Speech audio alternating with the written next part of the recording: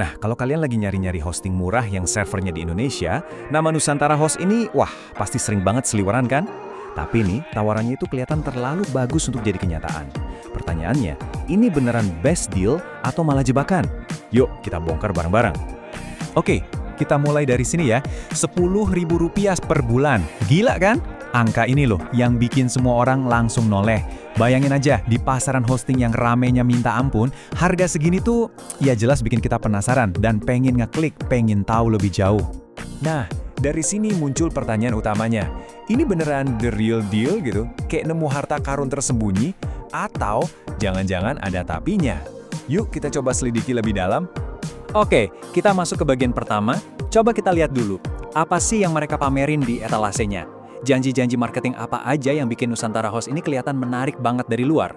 Kalau dilihat di atas kertas sih, wih, lengkap banget. Mereka janjiin teknologi NVMe yang katanya super kencang, terus ada bandwidth tanpa batas. Jadi nggak usah pusing kalau tiba-tiba website rame. Servernya juga lokal di Indonesia, plus dapat bonus wajib kayak SSL gratis sama cPanel. Dan ini yang paling gokil, garansi uang kembali sampai 90 hari. Wow! Oke, sekarang kita singkirin dulu ya brosur marketingnya. Kita mau lihat nih, apa sih kelebihan beneran di balik semua janji manis itu? Apa yang jadi kekuatan utama Nusantara Host? Yang pertama dan yang paling sering digempar-gemborkan itu ya teknologi NVMe ini. Gampangnya gini deh, anggap aja ini hard disk versi balap buat server. Artinya, website kalian bisa ngambil data jauh lebih cepat, yang ujung-ujungnya bikin loading halaman jadi ngebut buat pengunjung. Nah, bisa dapat teknologi ini dengan harga miring, itu jelas nilai jual yang kuat banget. Poin penting kedua, ini nih, server mereka ada di Indonesia. Artinya apa buat kita? Ya jelas, buat pengunjung dari Indonesia, akses ke website kita bakal jauh lebih wus-wus, karena jaraknya dekat. Plus, ini juga bikin kita lebih aman dari drama kabel laut internasional yang kadang putus, yang bisa bikin website kita jadi lemot parah, atau bahkan nggak bisa diakses sama sekali. Terus, ada angka ini, 90 hari. Yap, 90 hari. Ini durasi garansi uang kembali yang mereka tawarin untuk paket tertentu. Ini jujur langkah yang berani banget loh. Mereka seakan bilang, nih coba aja dulu selama 3 bulan penuh. Kalau nggak suka, uang kembali. Ini nunjukin tingkat kepercayaan diri yang cukup tinggi kan? Oke, tadi kita udah lihat yang bagus-bagusnya. Sekarang, waktunya kita jadi sedikit lebih skeptis. Yuk kita kupas bawangnya lebih dalam lagi dan cari tahu, ada nggak sih masalah atau jebakan tersembunyi yang harus kita tahu?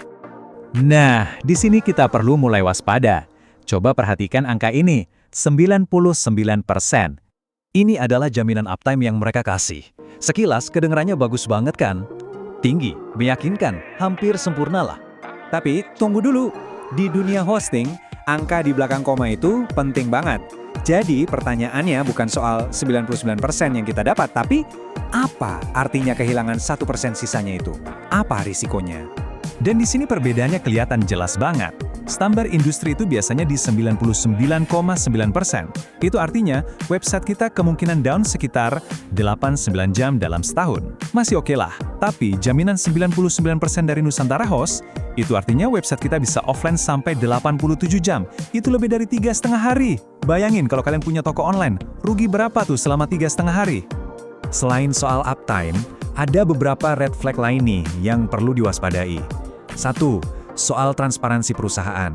Coba deh cari info, siapa pemiliknya, status hukumnya gimana, agak susah ditemuin. Kedua, harga promo yang murah itu biasanya cuma buat pembelian pertama. Pas perpanjangan, harganya bisa loncat tinggi banget. Emang sih ini taktik umum, tapi tetap harus dihitung buat budget jangka panjang kalian. Nah, dengan semua plus minus ini, gimana kalau sekarang kita adu langsung Nusantara Host sama salah satu pemain besar di Indonesia? Biar kelihatan posisinya di mana. Kita ambil contoh Niaga Hoster ya. Di sini kelihatan banget beda segmennya. Niaga Hoster itu jaminan uptime-nya lebih tinggi dan reputasinya udah kuat, jadi pilihan aman buat bisnis atau toko online. Nah, Nusantara Host, kekuatannya ada di NVMe harga miring. Jadi cocok banget buat kalian yang punya blog pribadi, website portofolio, atau proyek-proyek iseng yang nggak butuh uptime sempurna. Oke, anggaplah setelah nimbang-nimbang semua ini, kalian masih penasaran dan pengen coba. Tenang, kita udah siapin semacam checklist praktis yang bisa kalian ikutin sebelum beneran keluarin duit. Ada 5 langkah penting nih. Pertama, tolong baca Terms of Service dan kebijakan garansinya. Jangan di-skip. Kedua, jangan langsung beli paket tahunan. Coba dulu deh yang bulanan paling murah buat ngetes. Ketiga, setiap kali ngobrol sama CS, screenshot atau simpen catatannya. Keempat, ini super penting, jangan pernah cuma ngandalin backup dari mereka. Wajib bikin backup sendiri secara rutin. Terakhir, pasang tool dari luar buat mantau kecepatan dan uptime website kalian, biar datanya objektif. Baiklah, kita udah bongkar semuanya ya, dari yang manis-manis sampai yang pahit-pahitnya. Sekarang yuk kita tarik benang merahnya. Jadi Nusantara House ini sebenarnya buat siapa sih? Jawabannya jelas banget. Kalau kalian butuh hosting buat blog pribadi, website portofolio, atau proyek-proyek sampingan yang nggak kritis, di mana downtime sesekali itu nggak masalah, ini bisa jadi pilihan. Tapi, kalau buat toko online, website perusahaan, atau apapun yang jadi sumber duit kalian, wah ini bisa jadi taruhan yang beresiko banget. Kenapa? Karena setiap menit website down, itu artinya kalian kehilangan duit. Ujung-ujungnya, nggak ada jawaban yang 100% benar atau salah. Pilihan terbaik itu ya balik lagi kebutuhan kalian masing-masing dan seberapa besar kalian bisa menoleri resiko yang ada.